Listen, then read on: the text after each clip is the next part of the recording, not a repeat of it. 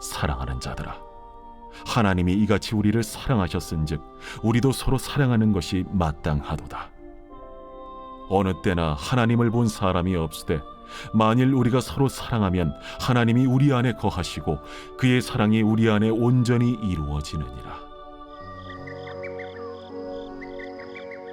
그의 성령을 우리에게 주심으로 우리가 그 안에 거하고 그가 우리 안에 거하시는 줄을 아느니라.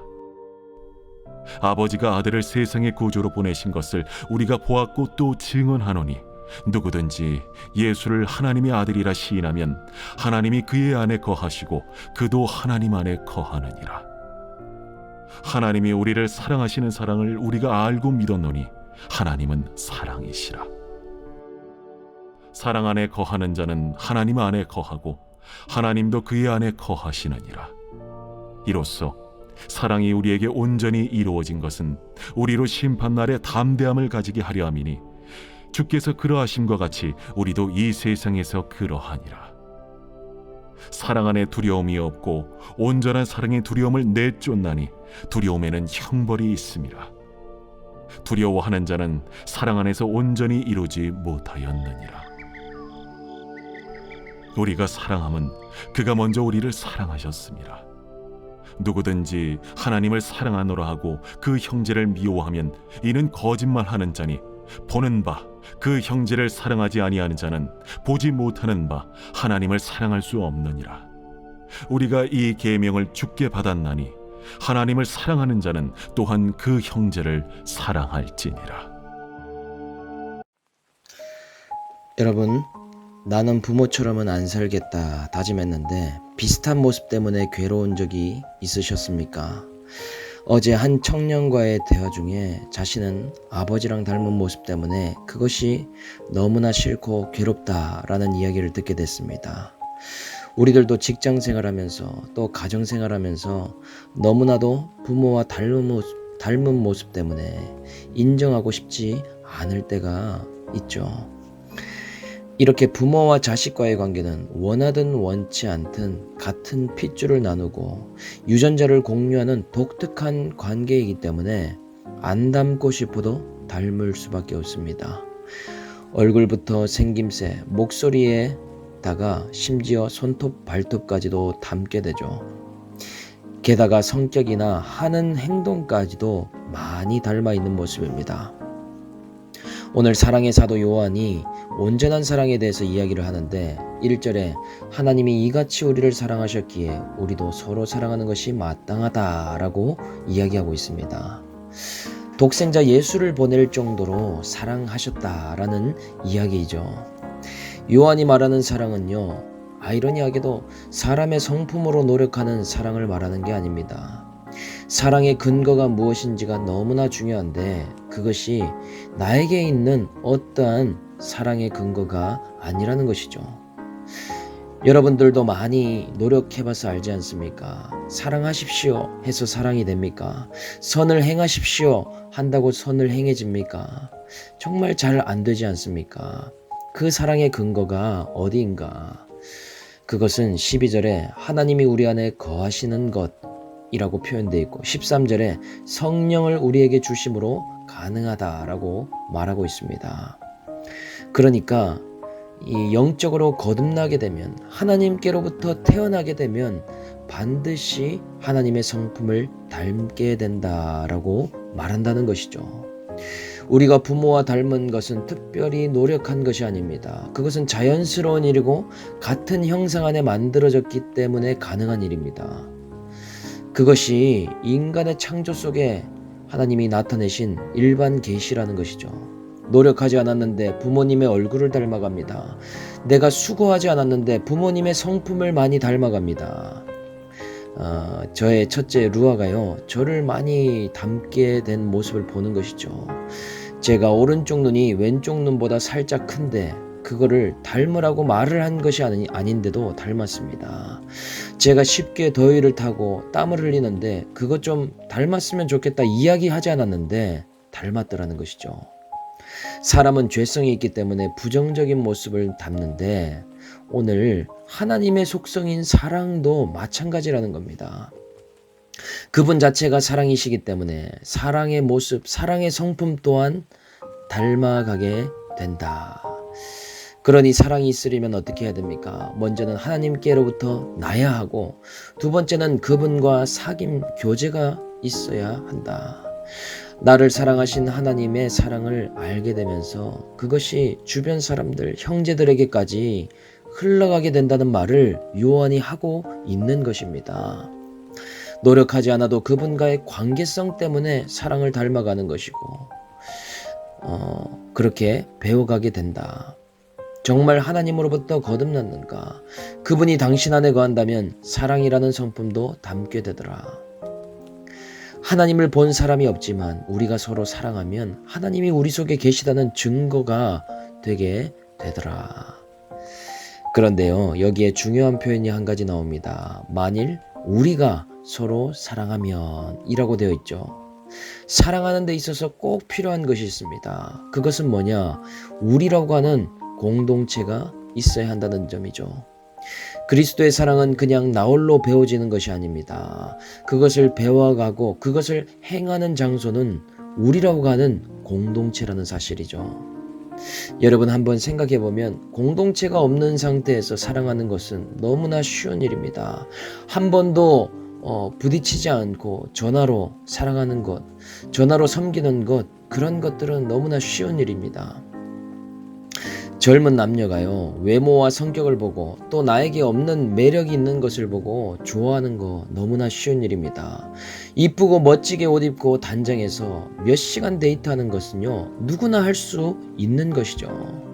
좋아하는 마음만 있으면 가능합니다. 손잡고 뽀뽀하고 연애하고 누구나 다 할 수 있더라. 세상에서 연애만큼 쉽고 재밌는 것이 없죠. 그 연애에서 자신의 민낯이 드러나게 되겠습니까? 그 데이트를 통해서 진짜 내가 어떤 사람인지가 드러나느냐 하는 것이죠. 제가 청년들의 교제를 할 때 꼭 이야기하는 게 있습니다. 꼭 1대1을 받고 신교제 신결혼하면 좋겠다라는 이야기를 해줍니다. 왜 그렇습니까? 내가 진짜로 그 사람을 사랑하는 것이 맞는가? 사랑하면 무엇을 사랑하고 있는 것인가? 그리고 상대방이 진짜로 날 사랑하는 것인지, 이 연애 때는 잘 드러나지 않기 때문에 그 말을 꼭 해주더라 라는 것입니다. 진짜 사랑은 결혼한 다음부터 가정이라는 공동체에서부터 민낯이 드러나기 때문이죠. 공동체 안에서 함께 해봐야 사랑하는지 안 하는지 그때에 알게 됩니다. 그러니 신교제 이야기를 할 때 여러 가지 핵심이 있지만 핵심적인 두 가지를 이야기합니다. 1:1 양육을 받았는가? 공동체 안에서 점검을 받은 사람인가? 공동체 안에 있는 사람은 내 안에 사랑이 없음을 뼈저리게 보고 회개하면서 가는 사람입니다. 그런 공동체 안에 있지 않으면 나도 속고 상대방에게도 속아서 그냥 덮어놓고 결혼하기 때문이죠. 어느 정도 속을 수밖에 없는 것이 결혼이지만 왜 그때 말리지 않았는가? 왜 목사님 그때 가만히 두셨냐라고 그런 말을 할 수 있기 때문에 그렇게 이야기를 해주게 됩니다. 내가 진짜 사랑이 있는 사람인가? 공동체 생활에서 보는 것이죠. 아기를 좋아하는 것도 마찬가지입니다. 그냥 남의 아기를, 조카를 두세 시간 보고 안아주고 그냥 맛있는 거 사주고 이것으로는 진짜 아이를 좋아하는지 알 수가 없습니다. 그 집에 진짜 가서 몇 시간 동안에 며칠 동안에 우는 애들을 보살펴주고 정말 똥기저귀를 갈면서 떼쓰는 감정 소모를 다 받아내면서 그제서야 내 실상을 알게 되는 것이죠. 그러니 남의 자식 잠깐 보는 것과 내 자식을 계속 키워가는 것과는 하늘과 땅 차이지 않습니까? 그때에 내 안에 아이에 대한 사랑이 있는지 없는지를 발견하게 되는 것이죠. 그 전까지 모르던 형제 사랑이 결정적으로 드러나는 곳이 공동체이고 목장이고 교회라는 사실입니다. 여러분 어떻습니까? 나와 혈연, 학연, 지연이 없는데 뻔히 성격이 다른 것을 다 아는데 예수 믿었다는 것 한 가지 때문에 하나님께로 태어난 영적인 가족이라는 사실 하나 때문에 함께 나누고 함께 울어주고 함께 아파하는 그런 공동체 안에 속해 있습니까? 그런 공동체가 없다면, 그런 사랑을 해본 적이 없다면 우리에게 진짜 사랑이 있는지 없는지를 모른다는 것이죠.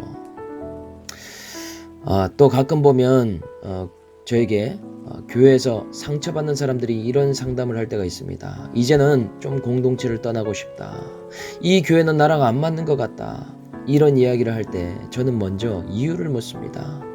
가급적이면 붙어가도록 권면도 해봅니다. 공동체에 잘 붙어가도록 한번 적용해 보십시오. 그러면서 이유를 묻는데, 유일하게 제가 인정하는 이유는 이런 것입니다. 정말 말씀이 은혜가 안 되고 말씀이 들리는 복이 전혀 없다. 그러면 그것은 저는 합당한 이유로 생각하고 그러는 거에 대해서는 옮기는 것을 찬성합니다. 저도 목사인데 영적인 기근과도 같고 정말 목마르고 굶주려 있는 상태이기 때문에 복의 근원이 될 수가 없는 것이죠. 근데 그런 경우를 제외하고는 이야기가 달라집니다. 그것이 아니라 어떤 사람 때문에 힘들어서 저는 떠날 겁니다. 관계가 안 맞아서 이 교회에 어떤 사람 때문에 떠난다고 하면 저는 안 된다라고 이야기를 합니다. 왜냐? 이 사람이 여기서도 그 사랑의 훈련이 안 되는데 장소만 옮긴다고 될 가능성이 매우 적기 때문이죠. 현재 있는 공동체 관계 속에서 내 사랑 없음을 회개하고 아픔 속에서 부족한 것을 채워나가는 것이 성화의 핵심이지 않습니까? 그것이 공동체 훈련의 핵심이라는 사실이죠. 부부끼리도 목장에서도 공동체 안에서도 서로 부딪히는 것이, 그렇게 깎이는 성화가 없이 어떻게 그리스도의 사랑을 닮아갈 수가 있냐는 것입니다. 사랑을 배울 수가 없다는 것이죠. 가정에서 교회에서 부딪혀가면서 깨달아지는 것이지 떠나서는 해결점이 전혀 없게 되더라. 그래서 요한이 이야기합니다. 15절에 누구든지 예수를 하나님의 아들이라 시인하면 하나님이 그의 안에 거하시고 그도 하나님 안에 거하느니라. 요한이 말하는 사귐의 근거와 사랑의 근거가 동일한 것을 알 수 있습니다. 내가 하나님 안에 거하고 하나님이 내 안에 거하는 것. 예수를 믿는다는 것은요, 그분이 나를 위해서 죽으심을 믿는 것이죠. 그런 자신의 목숨을 버린 사랑을 믿는다면 나 또한 한 가지가 죽어지면서 배워가는 것이 사랑입니다. 예수님의 사랑의 완성이 십자가가 아닙니까? 부부끼리도 내 반을 비우고 반을 채우는 과정이 얼마나 힘든 고통인지 모릅니다. 남편이 아내를 사랑하고 아내가 남편에게 순종하는 것은 한 가지가 죽지 않으면 절대로 일어날 수 없는 일이라는 것이죠. 그래서 20절에 보면 이런 말씀이 나옵니다. 하나님을 사랑하노라 하고 그 형제를 미워하면 이는 거짓말하는 자니 보는 바 그 형제를 사랑하지 아니하는 자는 보지 못하는 바 하나님을 사랑할 수 없느니라. 형제를 사랑하지 아니하면 하나님을 사랑하는 것이 아니다라고 요한이 기록하고 있습니다. 그 사람이 하나님을 사랑하는가, 그 사람이 하나님을 신뢰하는 사람인가 알 수 있는 방법이 있다는 것이죠. 그 사람이 공동체를 어떻게 대하는가를 보면 하나님을 대하는 태도를 알 수 있게 되더라. 말씀 공동체를 신뢰하면 하나님을 신뢰할 가능성이 더욱 커지게 됩니다. 큐티 말씀으로 자신을 공동체 안에서 나누는 사람, 하나님께 매일의 자백과 고백을 할 가능성이 크더라는 것이죠. 그런데 그렇지 못하다면 어떻게 되겠습니까? 눈에 보이는 사람에게도 안 되는데 어떻게 눈에 보이지 않는 하나님께 할 수 있는가 하는 것이죠. 오늘 공동체에 대하는 태도를 보면 하나님을 사랑하는 사람인지 아닌지를 알게 된다. 그래서 정말 교회의 영광이 어디에 있는가? 교회의 영광은요, 교회가 커지는 것이 영광이 아닙니다. 사람이 많이 모이는 것이 중요한 것이 아닙니다. 무엇을 건축하고 짓는 것이 아닙니다. 그것은 정말 맞지 않는 사람이 하나님 아버지를 닮아서 자기 자신을 죽이면서 사랑하게 되는 것, 그것이 교회의 영광이라는 사실이죠. 그리스도의 사랑이 없다면 교회는 흩어질 수밖에 없습니다. 교회의 정체성은 하나가 될 수가 없습니다. 이러한 말씀이 없다면 교회는 뿔뿔이 다 찢어지게 되는 것이죠. 그리스도의 말씀과 사랑이 있을 때, 그것이 나타날 때 교회는 하나 되고 점점 강력해지게 되더라. 말씀을 통해서 그리스도의 사랑으로 띠띠워지기 때문이더라 라는 것입니다.